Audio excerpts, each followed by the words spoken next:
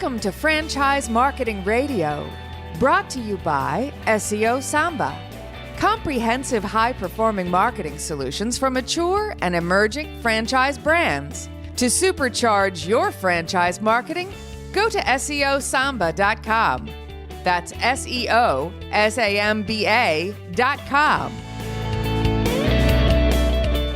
Lee Cantor here, another episode of Franchise Marketing Radio, and this is going to be a good one.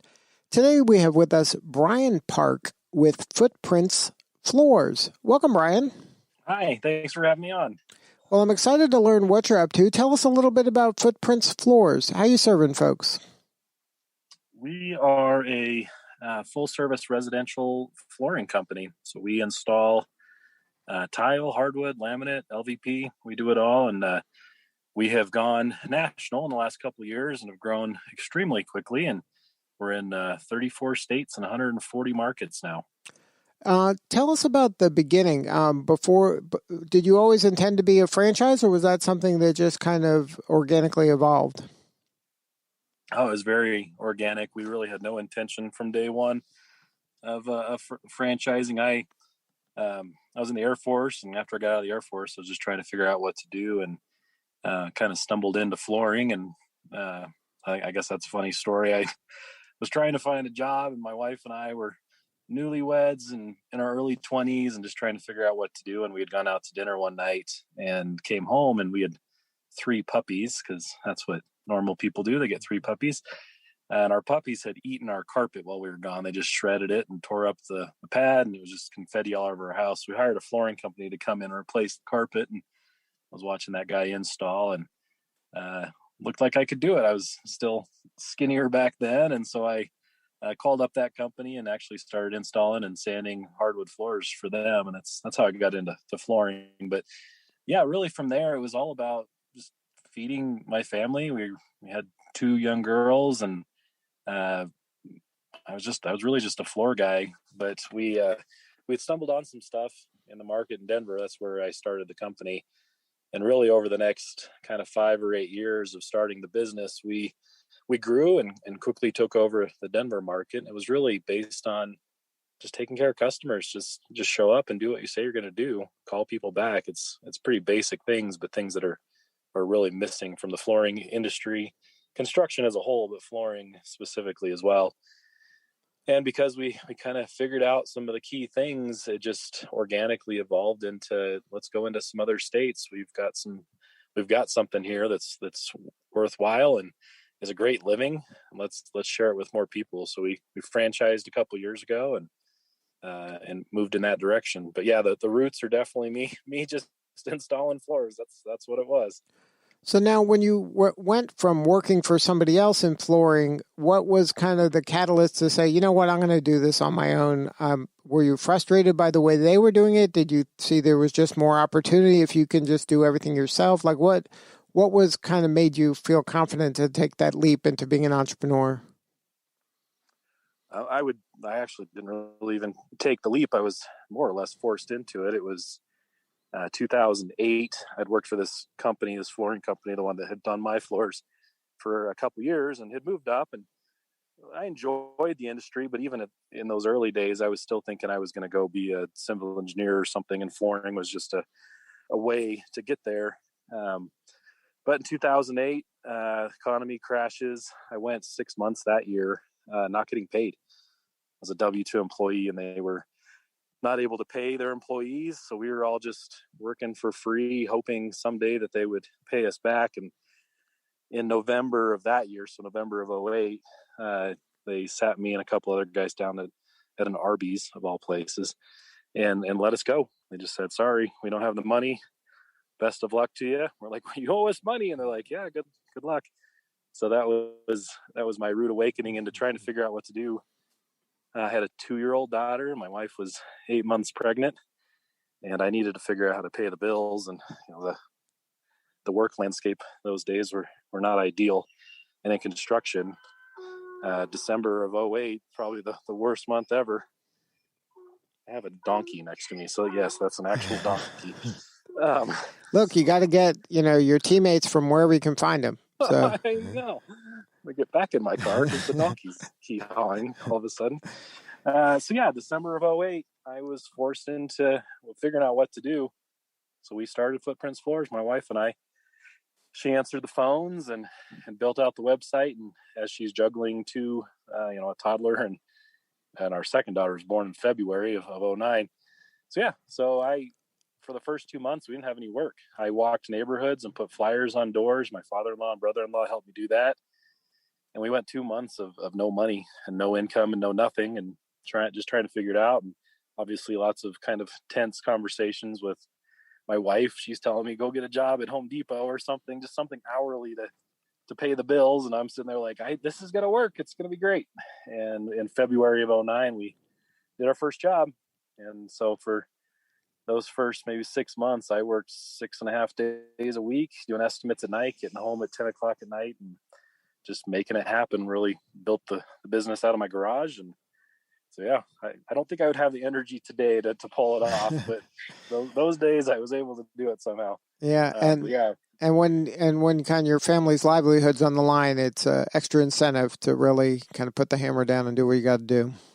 Yeah. What are your other options at that point? And I don't think there was a single worse month since the Great Depression to start a business than December of '08. And that's when we started this company. So then when you started doing that and you started getting clients, at what point did you go, you know what, I think the way we're doing things is a little different and it might be something that I can help somebody else get into this kind of business without some of the pain that I had when I first started?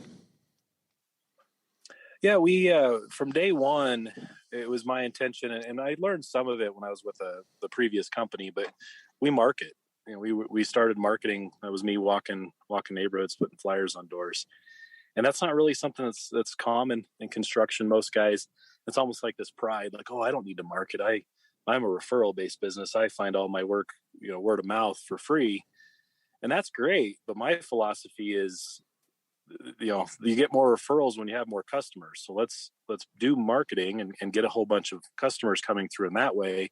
And then those are going to lead to referrals and previous customers. The more work you do, the more referrals you get. And so it's almost like fuel for a machine when you market. Let's put some gas in this thing and get it going. And then the referrals and previous customers, assuming you're taking care of your customers, those referrals will come. And that was really my philosophy from day one. And it's just in sales, really taking kind of next level sales thoughts and techniques and applying them to an industry where, to spend an hour with a customer and learning about their lives, that's amazing. It's different because most of our competition, they just show up and spend 12 minutes like, what's the room? Okay, I'll let you know when I'm done. Bye. And there's just no investigation. There's no figuring out what's actually important to this customer. And so those were principles from day one that we implemented, and just these simple, explaining them to them, over the phone right now makes it sound like it should be pretty common sense, but for some reason, construction just doesn't do it. And so that's a lot of how we took over the industry in Denver so quickly, is we just took care of customers and we just treated them like people. And and then taking those same techniques and teaching others to do the same. Just take your time with your customers and serve them. It's not about serving you, it's about serving them. And just that mentality has really blossomed and allowed us to grow like we have. Now, are you finding your ideal franchisee? Is it someone that's in the construction industry, or do you purposely not want someone there that has bad habits? Maybe they learned from their, life in the construction industry. Yeah, we're really looking for people that are teachable. So we do have a handful that have construction backgrounds, but they're teachable. But of our 70-something owners, like 5 have construction backgrounds and the other 65 do not. So I wouldn't necessarily say we're targeting non-construction people, but that seems to be who's coming through the door. And we love it because, I've always said I can teach adults about hardwood. If somebody knows how to show up and call people back on time, I can teach about hardwood. It only takes, a few months to get that kind of stuff. It's not that hard. But I can't take a hardwood guy and teach them how to be an adult, meaning if they don't know how to show up and call people back and be responsible and run bank accounts and those kinds of things, then, it might be too late if they're in their 40s and 50s to teach them. So yeah, that's really my philosophy. I want people that are teachable and that are willing and eager to learn, and we've had a lot of success with that. Now, over the years of doing this kind of work, interviewing business leaders like I have, I've got the chance to interview a large franchise that's known for their customer service, which is a lot different than other food service franchises. And they told me when they hire their workers, they look for people who naturally smile. And with the same thinking that I can't teach someone how to smile at someone. So I'd rather start with someone who's a natural smiler, and then I'll work the rest. I'll teach them the other stuff. Yeah, that's a great parallel. It's exactly what we look for.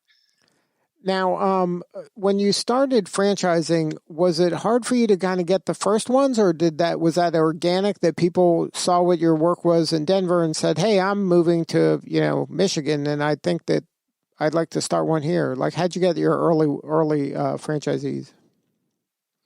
The early, we have 4 in Colorado that are alongside me, so I'm kind of the 5th one, and the other 4 were all organic, really kind of friends and people I ran into. So there was no recruiting. It was just a friend on the softball team and his cousin, and then an actual customer that we were doing floors for. Was like, "Tell me about this thing you're doing." So he joined us, and then one of his crews was the 4th guy. So it was very organic, and really that all started kind of 2013, so 7 or 8 years ago. And we filled out Colorado quickly, which is the Front Range, kind of from Cheyenne to Pueblo, that area. And really from there, the plan was to not go out of state. Like I got 4 guys. I'm still running Denver. We make good money. This is a great setup we've got. But then after doing that for about 5 years with those guys, we really developed the system from there and figured out, yeah, we could actually take this out of state. We've got a lot of resources and a lot of things figured out. So let's try it. So we hired a kind of a third-party company to be our sales arm of the franchising side. And we greenlit them in the spring of 19. And yeah, they started recruiting people out of state. Really, my philosophy, my idea was every franchise owner I've added was somebody I knew. So what? I got to go live in other states. Right. I'm going to have to move 20 times to cover this country. I know. Holy crap. Yeah, I'm going to have to be all over the place. This is going to take forever. I didn't really even know brokers existed. Again, I'm just a hardwood guy. So right. What are brokers? So learning about all that, like, oh man, there's like this whole industry that's built to like grow these things. So once I figured that out, we got connected with the right people and invested a bunch of money. It was able to go out of state finally. So our first out of state guy was in June of 19 in Dallas. And then, so almost 2 years ago. And we've gone from, so that was 5. So he was 6. And now we're at, I think, 72. So we've added 66 in less than 2 years. And then, so that third party was kind of the gas on the fire there? They're phenomenal. It's a company called Raintree. They're based out of Denver, but they serve a lot of different franchise organizations. And I guess it's kind of a funny story. I went to interview them to see if they were going to be worth my time. And they're in this high rise in Denver. And I do the elevator thing and the conference room overlooking the scenic view. Right. And I quickly figured out that they were actually interviewing me, not the other way around. Like they were trying to determine if I was worth their time. But yeah, they came out of that meeting saying this is going to be huge. This is going to be awesome. We've been looking for they said, we've been looking for somebody like you for 10 years. This is going to be great. So I said, okay, I guess I believe you. And we went from there, but they've been phenomenal. They take the whole front end. So they do all the marketing. They have all the initial sales conversations, and they do a great job of educating and bringing potential owners through the process and getting them up to speed before they really start talking to me. And so that way you're only talking to the people that you should be talking to, not every single person that's just kicking tires. No, exactly. Yeah, I'm kind of the last 10% of the process.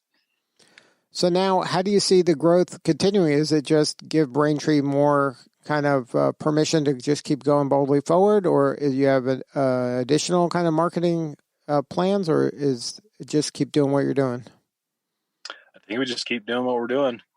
we'll ride this train as far as it goes. We're not even halfway. So we have 403 territories available in the United States, and we're at like 140. So we got a ways to go. So I anticipate growth for a while longer, and we'll come up with a new plan once we hit that.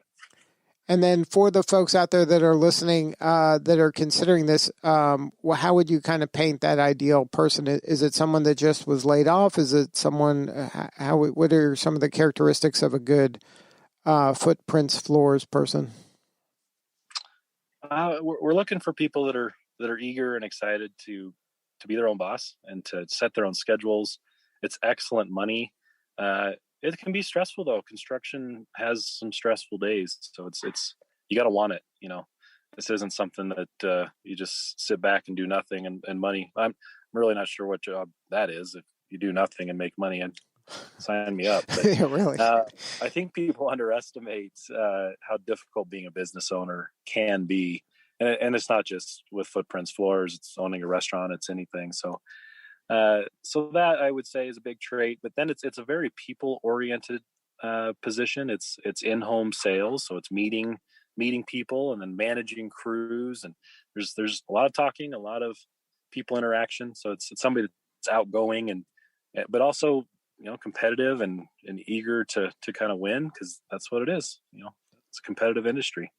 Now, when they're the Footprints Floors franchisee, are they typically, this is all their eggs are in this basket, or do they have several franchises and this is just one of the complementary services when they're serving a home, that they have kind of a franchise empire around the home and this is just one of the elements, or are they kind of pretty much a Footprints Floors only?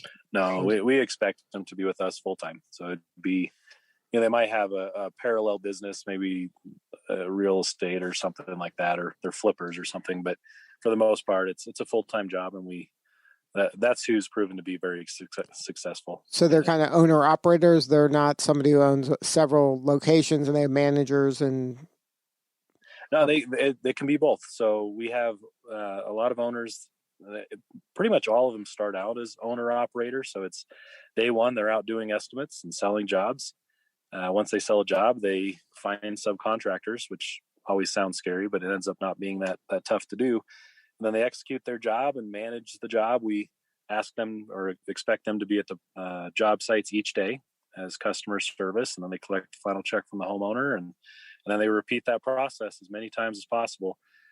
Footprints Floors corporate, we actually turn on and do all of their marketing for them. And we effectively get the phone to ring, and then we actually answer the phone for them. So we have a full staff who answers all the phones, and they're putting the estimates on the owner's schedules for them. And that's really the beginning of their process. Once the estimate's on their schedule, they drive to the house and they fulfill that process. So to go back to answer your question, yeah, it's owner operator up front, but then over time they can start to add staff and develop. We have plenty of multi-unit owners that own 2, 3, 4 different territories. I own 4 territories in Denver, and I have 11 people on my staff. So if they had 4, there's a long runway in front of them with high revenue numbers if they're good at it. Good stuff. Well, congratulations on all the success. If somebody wants to learn more about the opportunity, what's the website? That's footprintsfloors.com. Well, it's an amazing story, Bryan. You should be really proud of yourself, and the impact you're having in the communities you serve is real, and we appreciate you. Yeah, it's been a fun ride, and we got a long ways to go. So thank you for having me on here. All right, this is Lee Cantor. We'll see y'all next time on Franchise Marketing Radio.